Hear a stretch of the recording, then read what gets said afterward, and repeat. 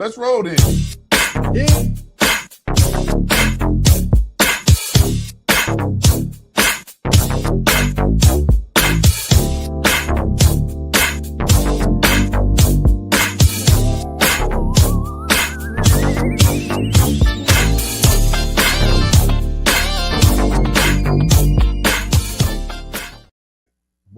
Boy. Welcome to Let's Talk Nation, and y'all in for a show tonight.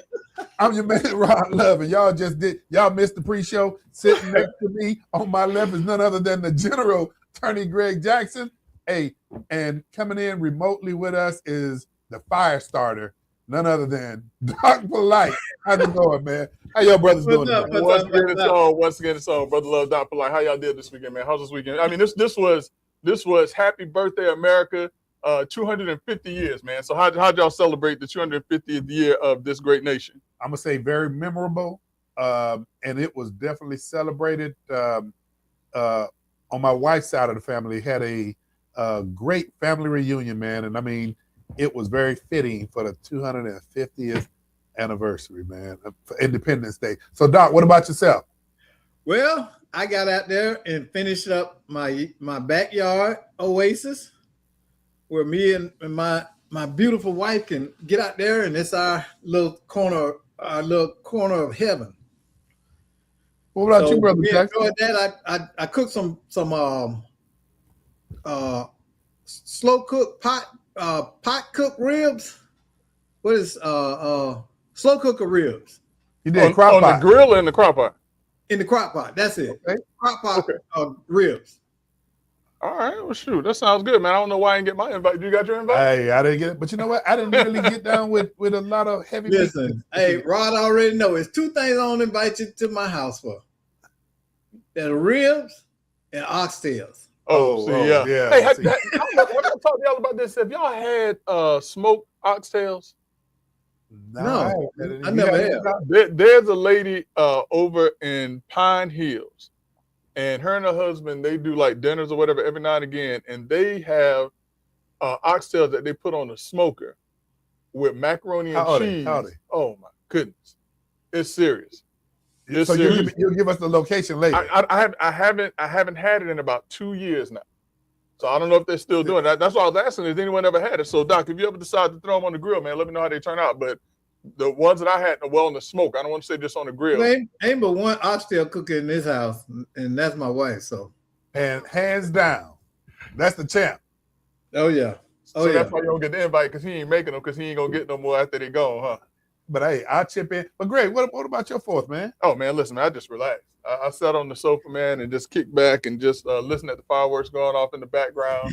Watched a little television, tried to keep up with the World Cup as much as I can, even though I'm not a soccer fan, and I just relaxed, man. I didn't do. I celebrated the 250th birthday of this country by relaxing. Man, so you know you're gonna take me to that perfect segue since you're talking about soccer. What else happened in soccer, Greg? That's kind of amazing the world. Oh, listen, man, what's amazing the world right now is that whoever, if you have not been following, and again, this is not for your soccer aficionados, because I'm not that.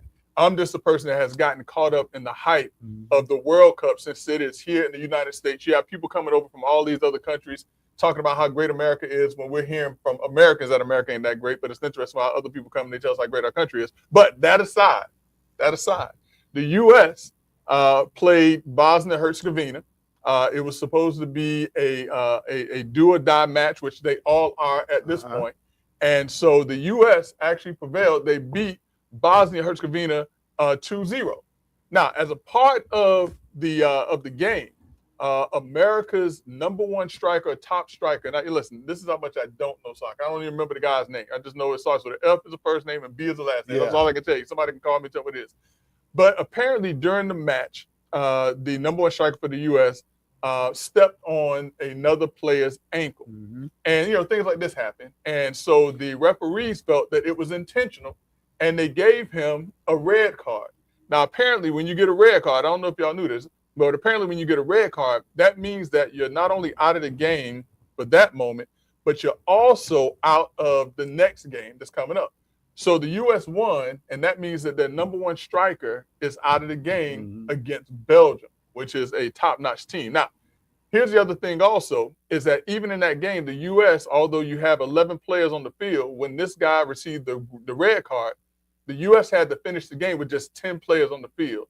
And Bosnia Herzegovina didn't score even though they had the advantage of the number of players on the field. One short player, then it, yeah. So it's almost like the hockey thing you're talking about. Yeah. So yeah, you have the hat trick or whatever it is when they take the guys off the ice. So the U.S. guys, we seem to be having some technical difficulties on the other end in the in-house studio. We're gonna wait a few minutes and see if they come back up. All right. I am not sure what's going on.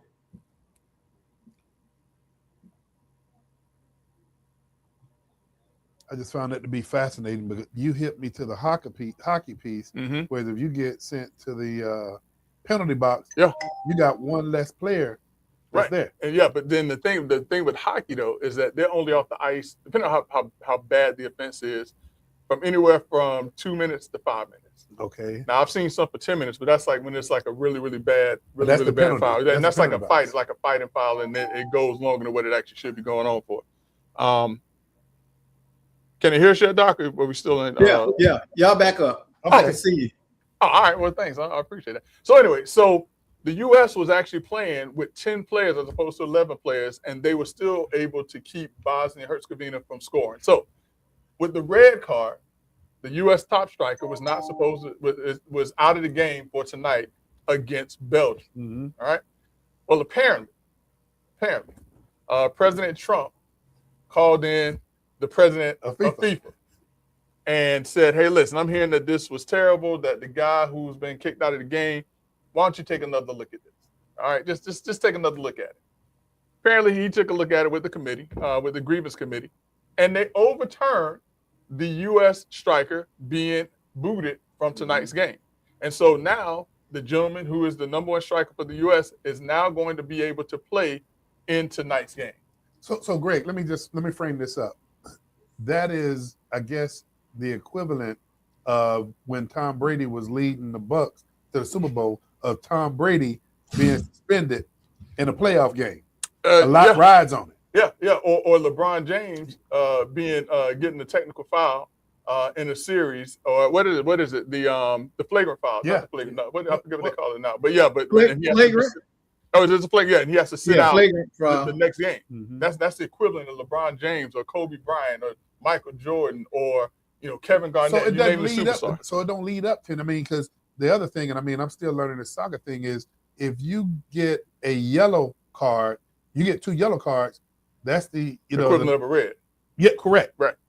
So look at that thing like we know. Hey, we're gonna have a real soccer fan call in and let us know, what these rules are. But Greg, go ahead. So something else happened now.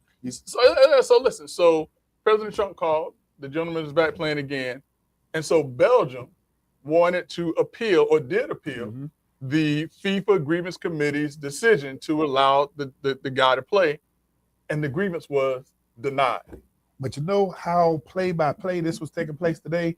This morning, all the news stations were broadcasting that the other country had until 8 o'clock this morning to file its, I guess, grievance. Well, it's appeal to the grievance. Yeah. And I think, man, around 11 o'clock today, it was rejected quickly. So things were constantly moving. And I mean, come on, man, this is something that I'm gonna go ahead and say this is something that I think is unifying America. Because some Americans, some people just don't want to because Trump made the call.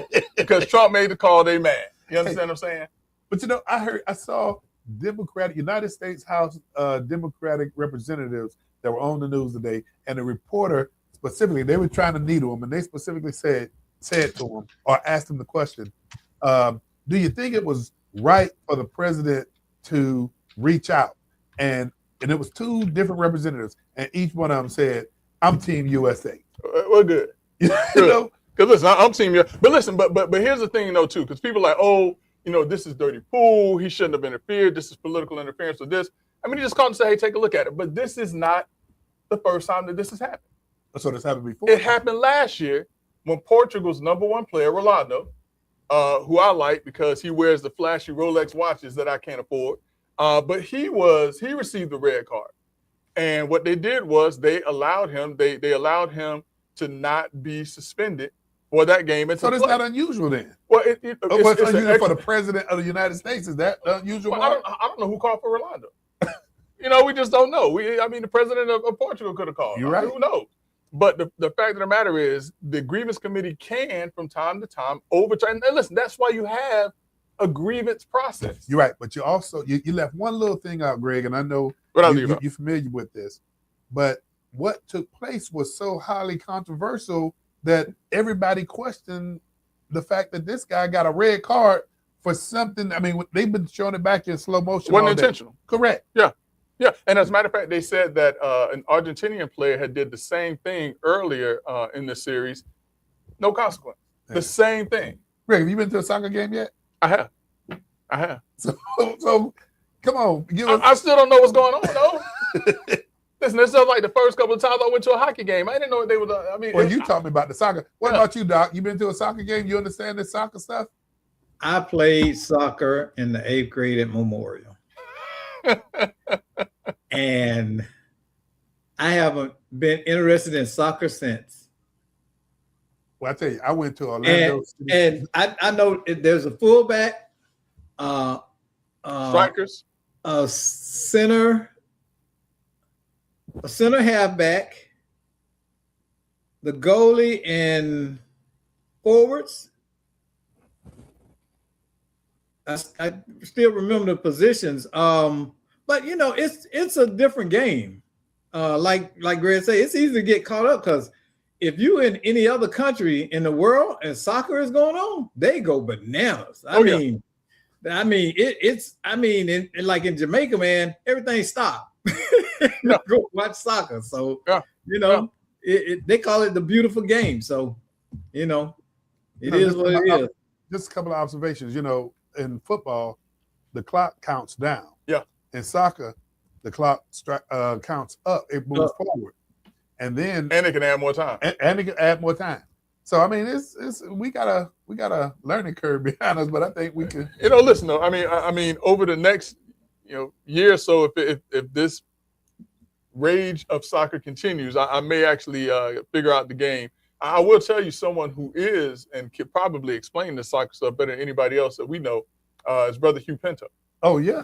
He was born and raised in London, and so he follows soccer like I follow football. Let me ask you. But I take that back now because he follows football quite a bit right now too. Yeah. Let me ask you about this one other person, man, and this is the person that I lean toward when I think about sports, and I don't know, man. This might be one that he doesn't have in his repertoire, and I'm talking about Greg Jackson Sr. Listen, man, even Superman got his kryptonite.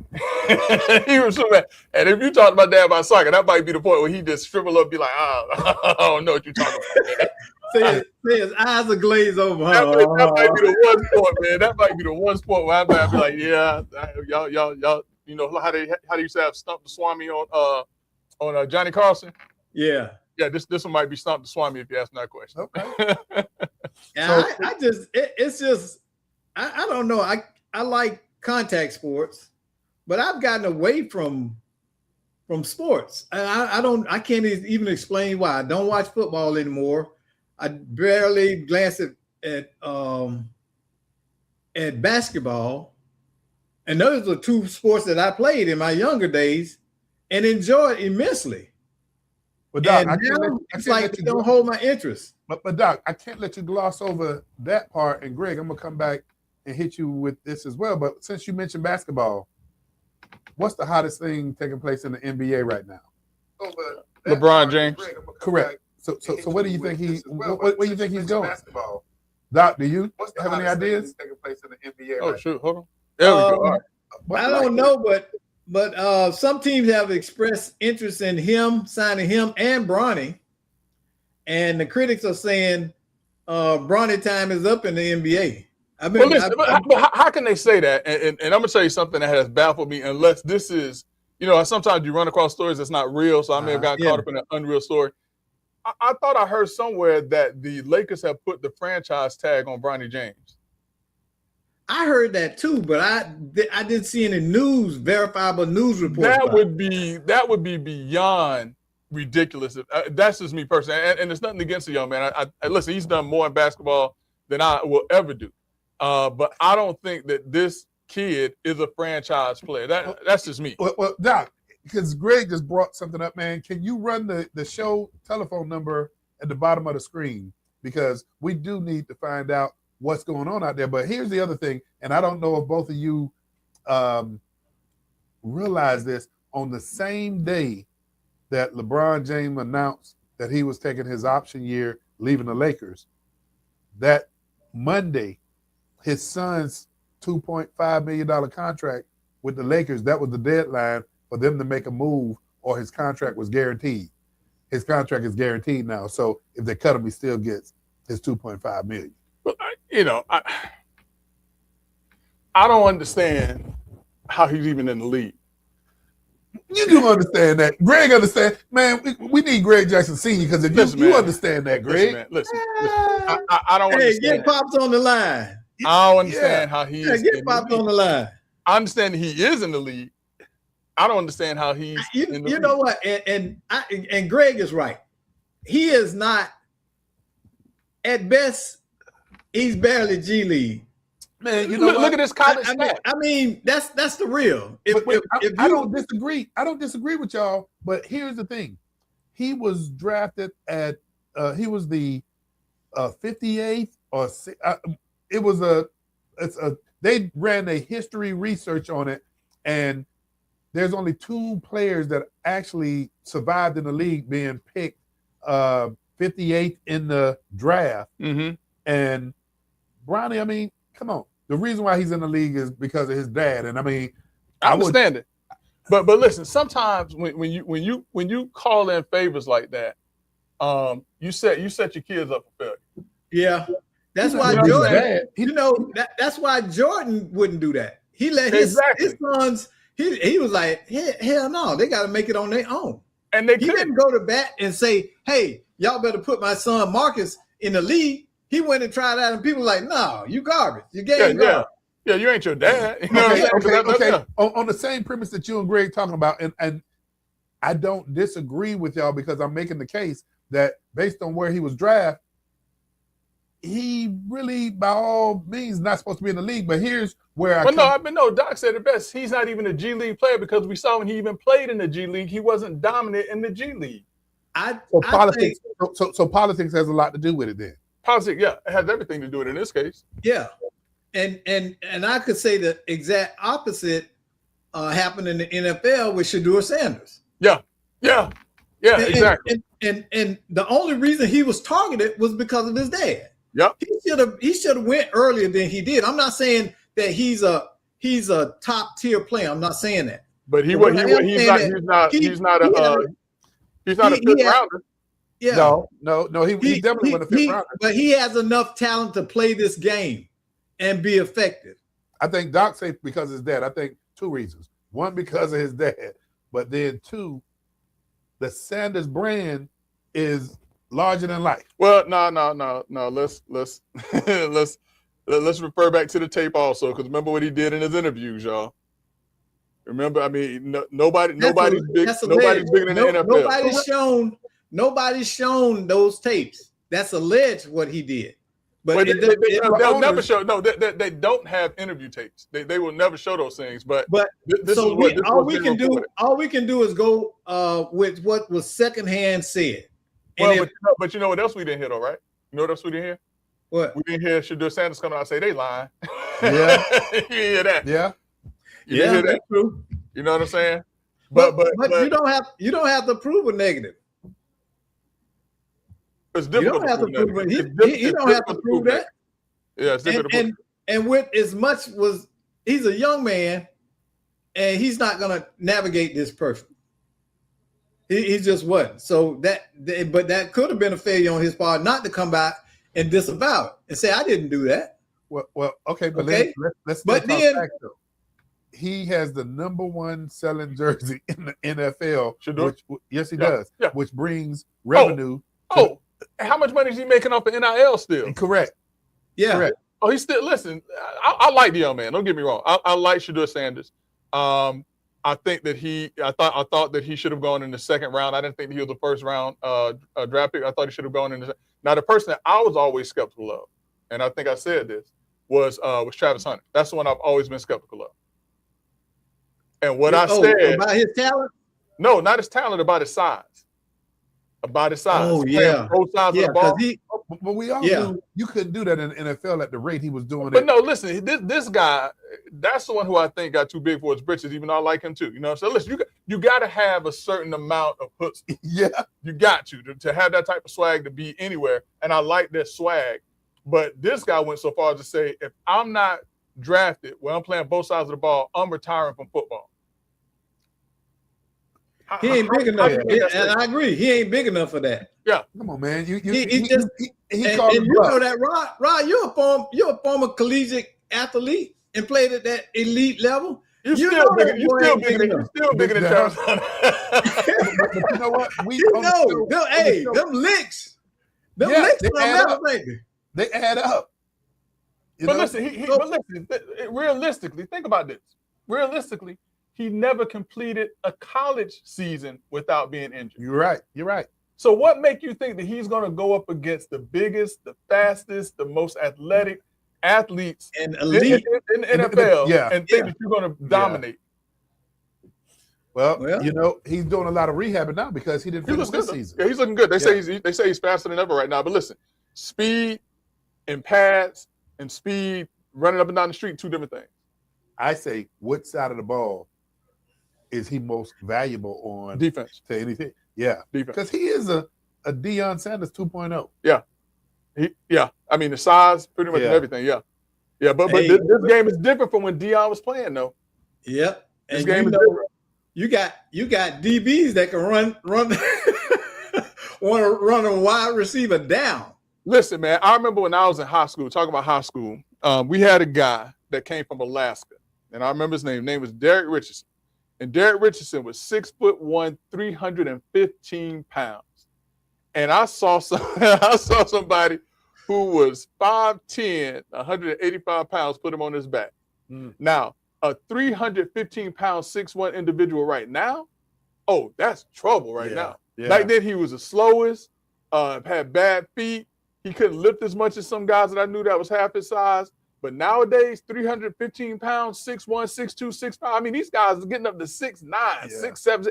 These are some monster cats that are athletic as heck. But Greg, to your exact point is, Greg, this guy leaves college, and he's Division I college. Yeah. But then when you go to NFL, everybody, well, not everybody's Division I, but that's that level superior, of talent. Yeah, that level of talent. Man, I'm thinking back, when I left high school, man, and I came out during the Melvin Bratt and Alonzo Highsmith days, where on the other side of the ball, man, I mean, you had fast guys, but I was faster. Right. Then when I went to college, I thought I was still in that lane to be faster than my opponents. Man, no. I mean, not only was everybody fast, but they had. Hey, you faithful? Yeah. Hey, you faithful, huh? Hey, man, I put my head down, going to college as a freshman, and I just thought I was going to take a regular blow. That's the first time in my life I saw stars. So, yeah, you're right. Different level of competition. Yeah, and so just imagine when you take that level and multiply by 3. And not to mention, some of those, enhancers that those guys are taking in the league too. But they can't take that now, man. That's what you said. Yeah. They can't. The doping thing is different now. Yeah, they can't. Oh, it's more sophisticated, is what you're saying. They're doing a lot of synthetic things that are undetectable, like compound pharmacy.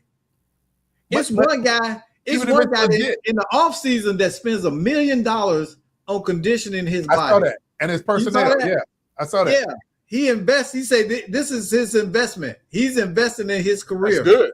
Listen, man, that's good. And because of that, he's been able to play past where he is. I think he's in his 30s, right? Didn't the article say in his mid-30s, almost in his mid-30s? Somewhere Yeah, but you know who else did that? Russell, who played for Denver, then he went to Pittsburgh. You're talking about Russell Wilson? Yeah, Russell Wilson did that. But then when he went to Pittsburgh, Pittsburgh said, "You're not coming in here with this, with this regime." With his regime. But listen though, I mean, but if we continue to make the comparison with today's game from the days past or the years past, man, think about this. Back in the 60s, 70s, and even up to the 80s to some extent, a lot of the guys who played pro ball on the offseason, they would be like used car salesmen, selling insurance. I mean, they weren't doing what these guys are doing in the offseason, like investing $1 million or investing in year-round, keeping their bodies ready and fit in that top performing condition. But because in the 70s and 80s, a lot of players got into car dealerships. Yeah, remember?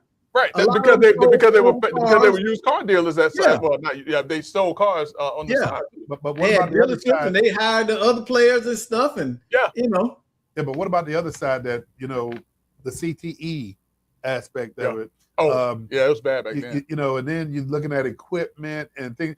Great, just imagine if you go way back when they had leather helmets. Man, you talking about the Jim Thorpe days? Did y'all see that William Refrigerator Perry passed? No, when did that happen? Recent? Yeah. Oh wow. I think it was recent. Listen, man, that's another guy. William, he was what, 6'5", 360? 3. He also played running back too. In the Super Bowl game. They dubbed him at that time the world's largest running back. But I will also tell you the fridge. The fridge. Some sad commentary over the weekend or last week, and I don't know if y'all saw it, where who was the guy played for he's a commentator on Good Morning America. Did he play for the Giants or the Jets? He was a lineman. He did an interview of Chad. Played running back for the Titans. Chad Johnson. Was it Chad Johnson? Yeah, who now has MS. Okay, scratch that. The fridge still living. That's one of them internet stories. They had the man all like this in the weird. We have been doing a tribute. We have been doing a tribute to Refrigerator Perry. He's still walking around. Social media is something else, boy. Man, that's why we got to check our sources, man. Hey, but something that we do know, and we just have to. They kill somebody every week. They kill somebody off every week. Yeah. Chad Johnson was a punishing running back. Yeah. And he did an interview, man, and this I didn't think it was real when I first saw it, but yeah. Man. Have you seen it, Doc? What's that? Chad Johnson, the running back. Yeah. I watched the interview when it first came out. I couldn't watch it, man. I'm saying I couldn't watch it. And I'm like, wow. I didn't know of him as a player. Oh, I knew him, man. Punishing. Oh, yeah. But you put your mind of somewhat of Eddie George.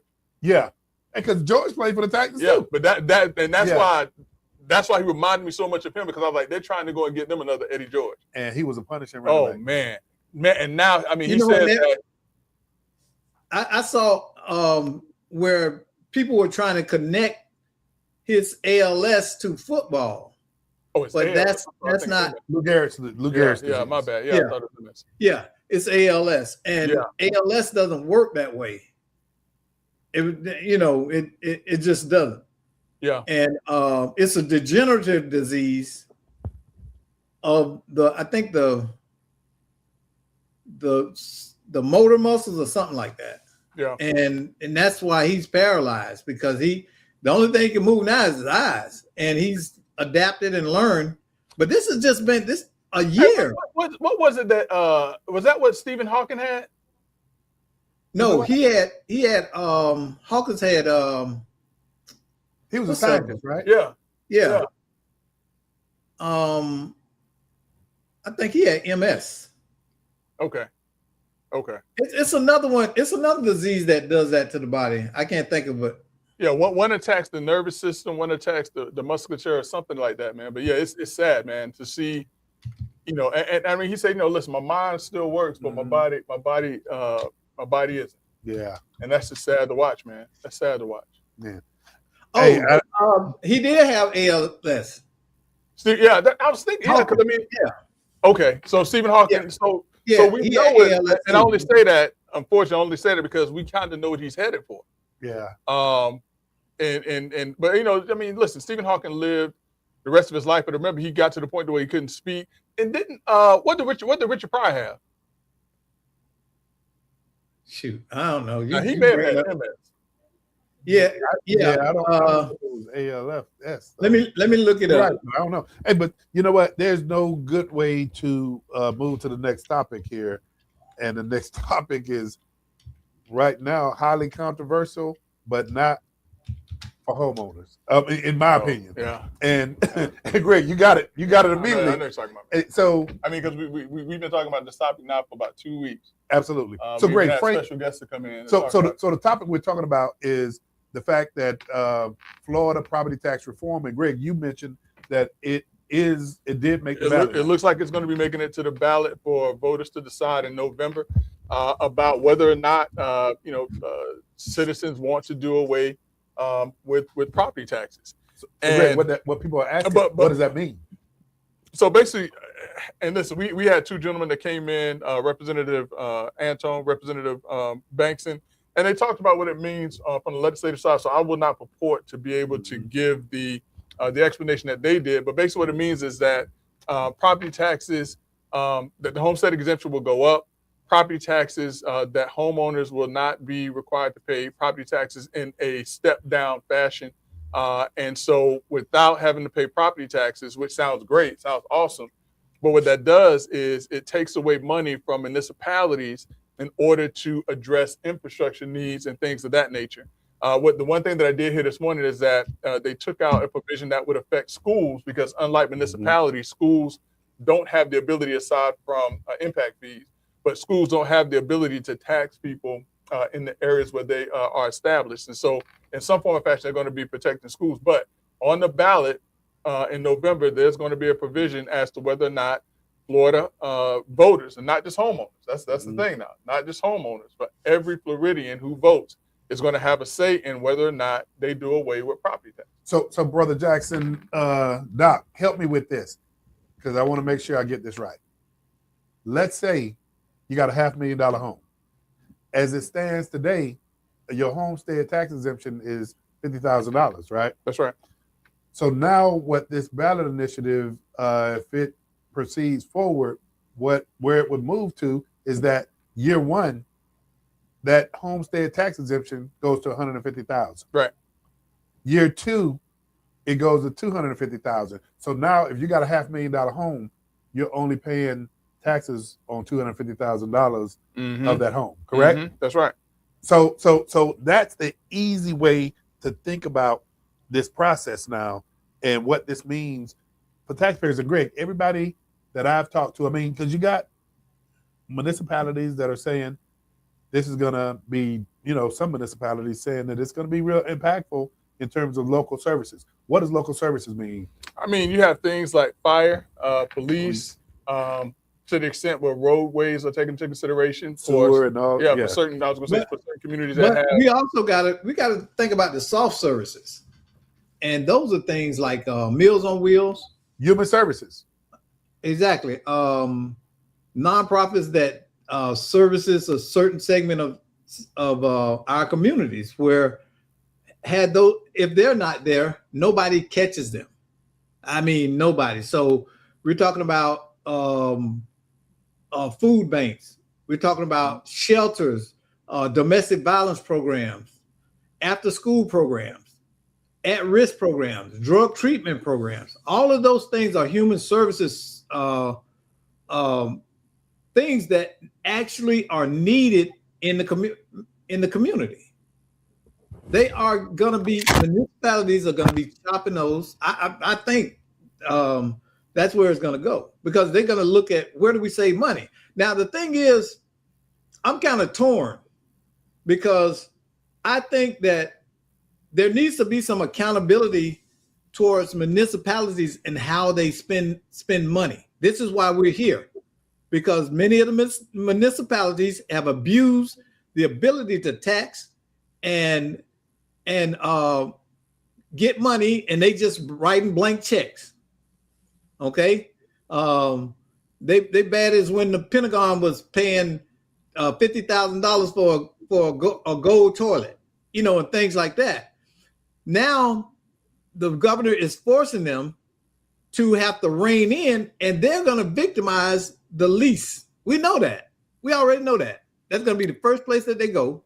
But now, here's a question though. When we talk about where the abuse was or where the abuse is part of that also in the soft services that you're talking about? A lot of it is based on unnecessary soft services.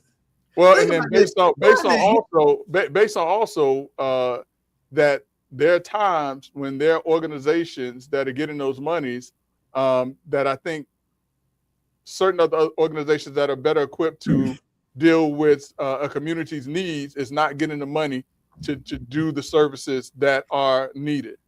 I'm gonna give you the perfect example because I was to the city council meeting over here. I live in Fruitland Park. Okay, now Fruitland Park, it don't have that many people in it. Okay, that's Lake County, right? Yeah, okay. And we have a nice little community, but our city council and mayor seem to be clueless about stuff. So the city built this nice new library. Who the hell goes to the library? Okay, nobody now. Not with Google and everything else. And then to top that off, the library director and somebody else over at City Hall went down to Claremont and saw in Claremont's library they had a cafeteria. So guess what they did?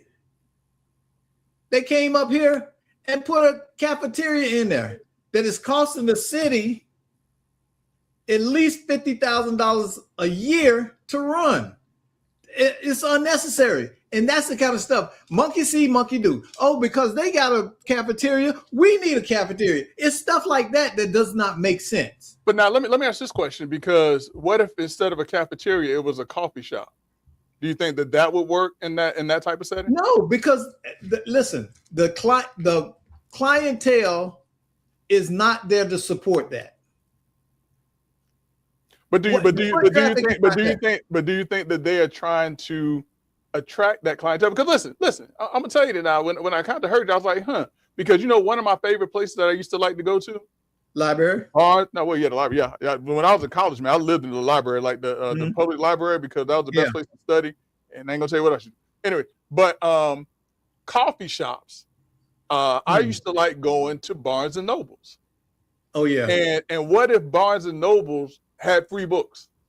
And maybe, if your town under your direction and sage advice would look at this more so as promoting it as a coffee shop type of idea, they could attract those people who are going into, you know what I'm saying? That would be okay if we were a municipality of size.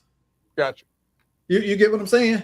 So we don't have, most of the people that live in Fruitland Park are commuters.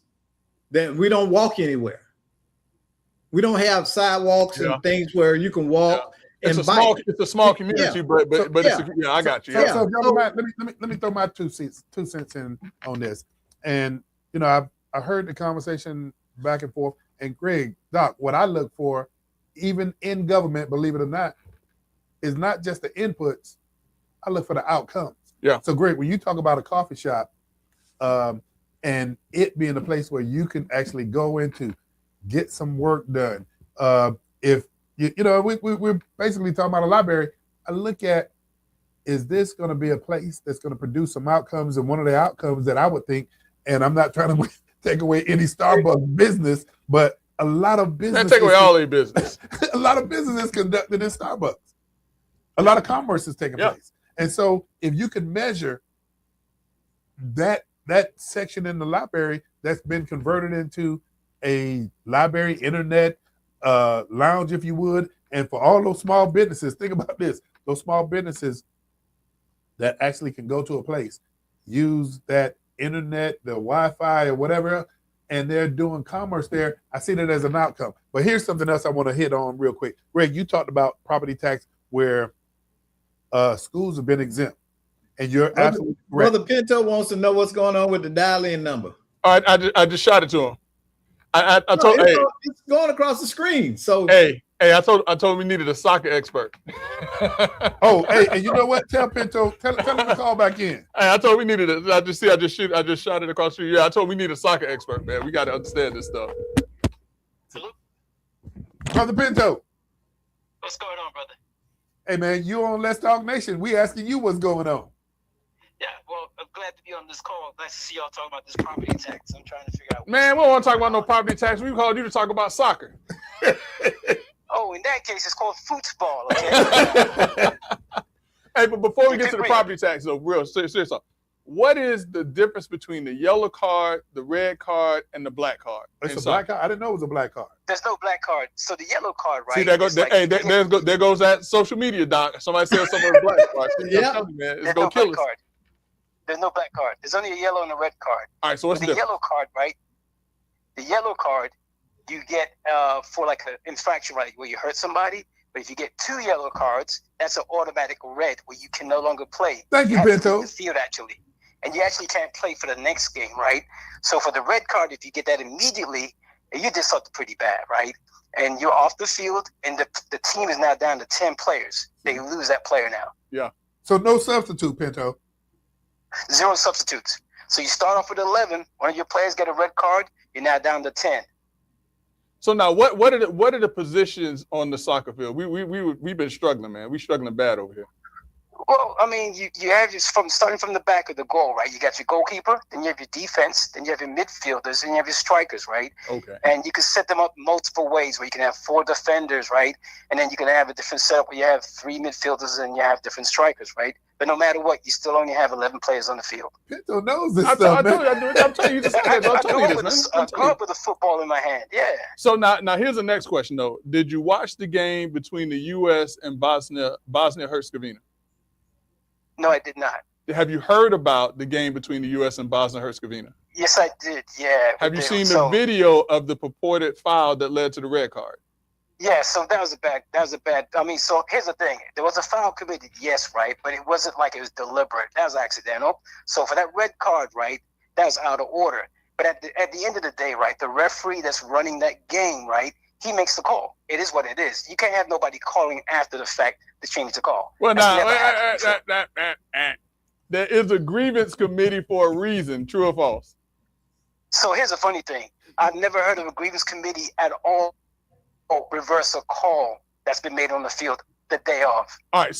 So now this was made the day after. So because remember they reversed it like today, as a matter of fact, and the game was on Saturday. Now, did you hear about the game with Portugal when Rolando was kicked out of a game with the red card, but they allowed him to come back and play last year? Yeah. So I'll be honest with you. The kind of calls they're making have been unprecedented from what I've seen, right? Okay. And again, typically on the field, right, whatever the referee calls that day of, it is what it is, bro. They move on. So Pinto, let me ask you this.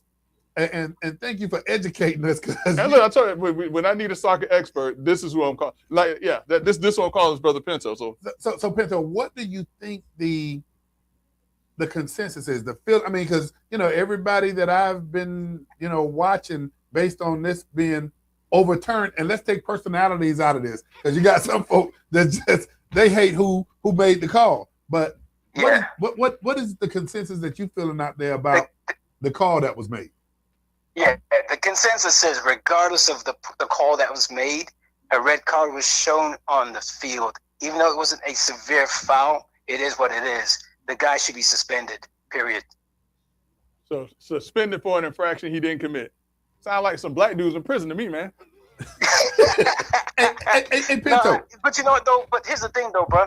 There are some calls that are so crazy, right, that, the day of, there's 2 things that you play on the field, right? You're playing the opponents, and sometimes you got to play the referee, right? Okay. So it's a bad call. And, I got bad calls when I played football too, right? But at the end of the day, you just move on beyond that, and you just have to play against the team and play against the referee. That's how you're going to win. Hey, Pinto, let me ask you. The guy who originally got suspended, and Greg, I forget his name. I can't remember his name. Yeah. But it's like Baloo or something. That's it, yeah. Is he that caliber of a player that's a game changer? Well, for the U.S. team, yes, obviously. Yes, I would say so. Okay, well, hey. All right, well, listen, though, Brother Pinto, since you have been so kind to discuss soccer with us, man, what you want to talk about? You called us about property taxes. No, you know what? I'm good because I'd rather talk about soccer anyway. Hey, Pinto say he good. Hey, I appreciate you guys. Hey, Pinto, I got to say this to you, and your frat brother that's sitting to my left, and I know Doc would agree with me, but man, got to take our hats off to, man, what your fraternity Alpha. Go ahead, Greg. Your Alpha. No, you better get it right. You said, hey, he's sitting too close to get it wrong, Brother Pinto. Hey, Brother Pinto. Alpha Phi Alpha. Alpha Phi Alpha. Hey, but the work that y'all doing, man, out in the community, man, because we've done a couple of barbershop. We got to get back to that too, though. But I was just getting ready to say that it's time for another barbershop show, because that is very very enlightening, because you get so many different viewpoints. Yeah. And Pinto and them, the last one was like, poof. Yeah, but the young men. Yeah, the young men that they brought in. Yeah, heck yeah. But it comes back down to. Go ahead, Pinto. Stay tuned. We'll be doing some more. Trust me. We're going to meet as a committee tomorrow, and we'll be doing some more things throughout the community, right? And we're actually extended into Lake County and Osceola County too. Wow. So there's a lot of work to be done. And again, being nonpartisan, but just trying to give people the right angle and the opportunity to get out there and vote. But just make sure that they know that they can make their voices heard and make a difference. Hey, speaking of that, I'd be remiss if I didn't bring this up. And Doc, Greg, forgive me because I wanted to brief y'all on this ahead of time. But I was watching the news 2 weeks ago, and they did this piece on the city of St. Petersburg and how the mayor's office has funded this initiative to educate the constituents in that community about the election process and voting. And it's nonpartisan. I mean, they're not educating people through, voting for Democrats or Republicans. But it was so interesting, Pinto, because this is the same process. Even though the mayor and those were funding this for 60 days, this was the same process that, I got to say, a good friend of the show, former supervisor of elections, Glenn Galzine, put in place what was called OC Vote, that was funding organizations like your fraternity, faith-based organizations, civic organizations, and it wasn't funding them for 60 days. It was funding them for the entire year, and it had different levels of funding, but it was funding it so that throughout the year you can educate people about the election process, your precincts, a whole assortment of things about bringing your identification so you don't run into certain problems, reporting to the correct precinct. I mean, information, man, that was just incredible. And that's going right now. And I say this for a reason. That was before its time. Now the city of St. Petersburg has picked it up, and it's not in the same format that we were looking at doing it here in Orange County. It's for 60 days. But Pinto, I just got to come back and say again what y'all fraternity is doing, and I know some other fraternities are engaged, sororities. Man, just got to take our hats off to you guys, and please keep up the great work. I mean, listen, the Divine Nine is very connected to the community in their various respects. I mean, Alpha Phi Alpha, Omega Psi Phi, Kappa Alpha Psi, Phi Beta Sigma, Delta Sigma Theta, Alpha Kappa Alpha, Gamma Sigma Rho, Zeta Phi Beta. They're all in their own way doing great work in the community. I mean, I'm an Alpha, and of course I'm gonna promote, and I'm gonna shout on the hilltop of Alpha. But they're all doing their part, to be impactful in the communities where we live and where we serve. What you got, Doc? Let me throw a curveball in here, because me and Rod, we go at it sometime. And one of the things I said to Rod today was, we have Black leadership, okay? And now we got organizations out there like Brother Pinto, who is in fact they're out there for all, to educate all voters. That's the aim of voter registration outreach, is to educate all voters. So it's not partisan. But let's dial back and talk about us, because we're a certain hue. And this is the thing I said to Rod. I said, we have Black leadership, but where the hell are they leading us? And Doc, on that note, I'll say this, because you and I, we had a great conversation, and I think this is no different than what we talk about any other time. And we got to look at voting our interests. It needs to be a colorblind process. Do we want to see, representation in our community?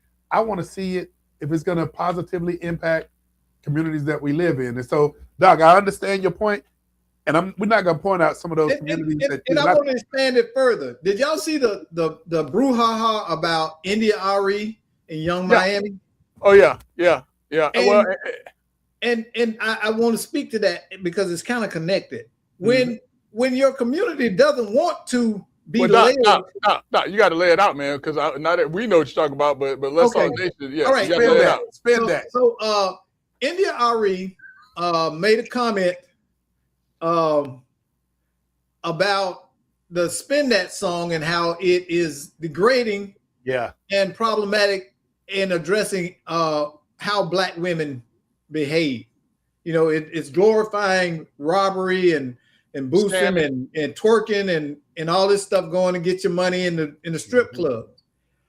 And the internet went after India Ari, saying she out of touch and mind her own business, all this stuff.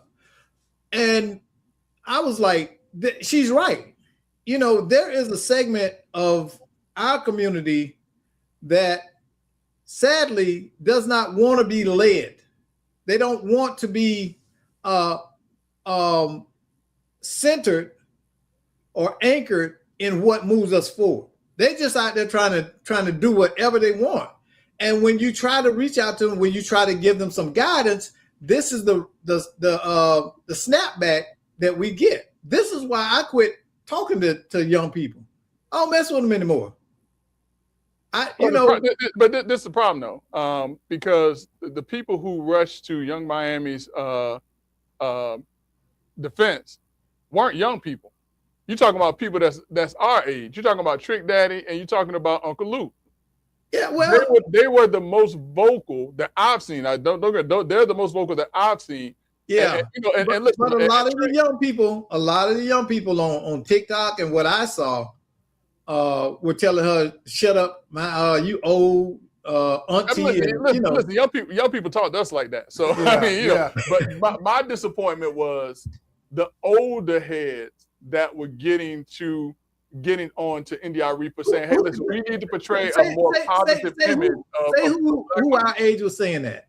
I just told you, Trick Daddy and Uncle Luke. Again, say their names. Man, I ain't gonna say it no more. But listen, I know what you're talking about. I'm saying, you know what their product is. For some reason, Trick Daddy has taken it upon himself to be this voice against Black women for some reason. Because remember what he did at the AKA function. Yeah. And that was total disrespect to an African-American female organization. And for him to be upset because they didn't like what he was saying in this room full of distinguished women.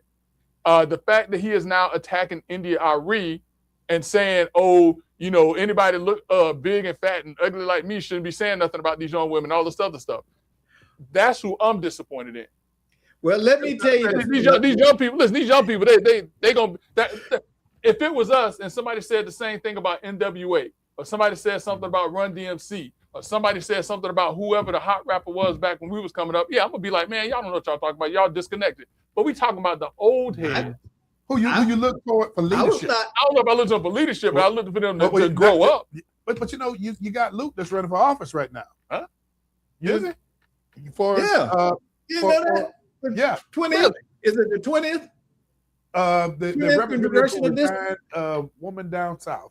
Rosanda was booted out. Are you talking about? He's running in the same race with Wasserman Schultz. Yeah, he won't make it.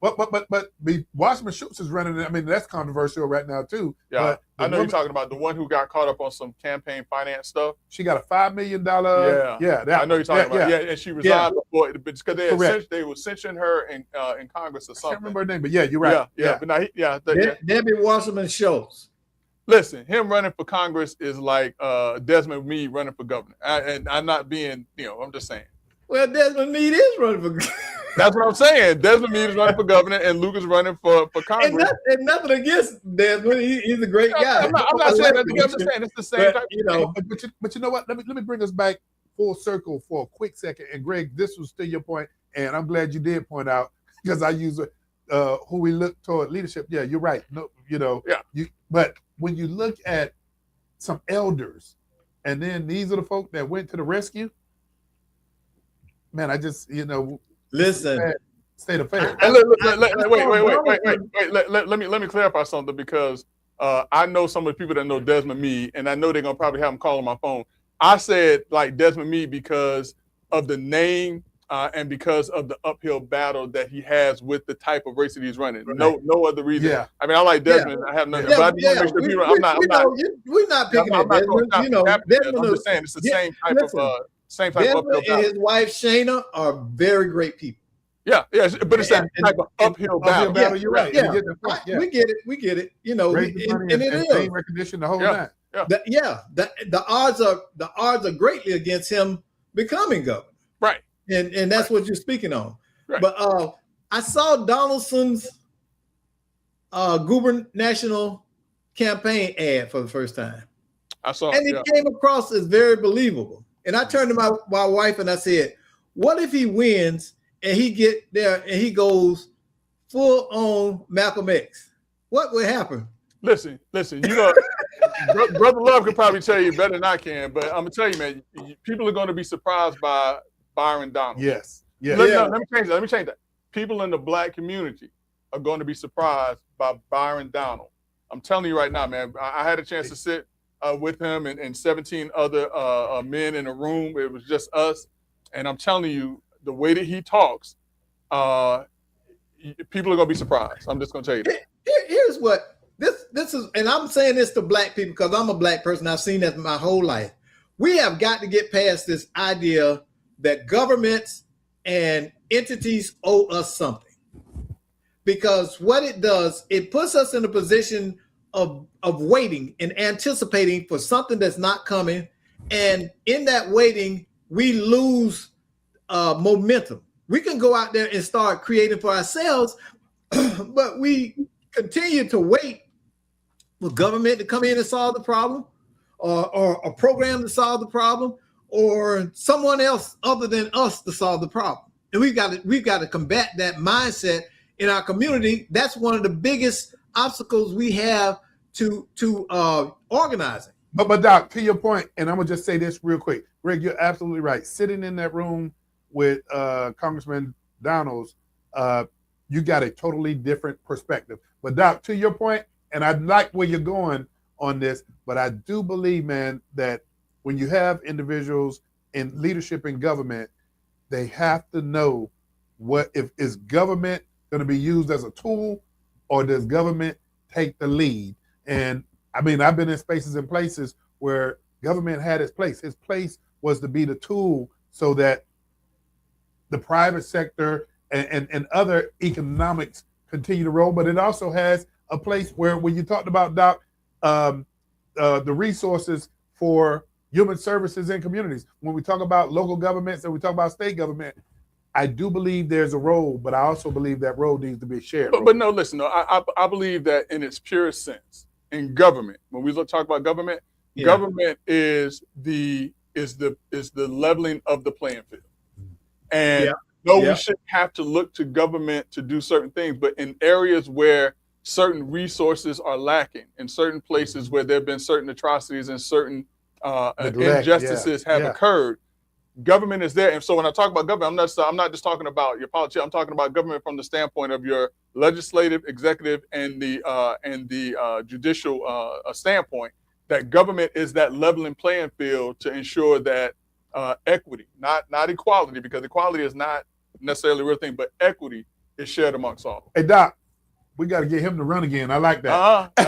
Hey, no, for those of you who tune in, 2 times in the fire is enough. You're right. Hey, tune in to Let's Talk Nation. And Greg, you didn't go into the piece about the IQ going up, but I definitely know the IQ went up tonight. Oh, listen, man. Wait, we got to share this picture. Get us. We're going on an extension because this is powerful. So for folks that are looking at this image, this is not a AI generated image. This is actually an image that was taken from Washington D.C. this past weekend, where a group of white nationalists came into the city, as Dave Chappelle would call it, Chocolate City, because that's where he's from. Yeah. And they descended on the city to protest. And this young lady, African American female, found herself on a bus or on some form of public transportation. I think the transit. The transit with a bus full of white nationalists. That is a real photograph in these days of 2026.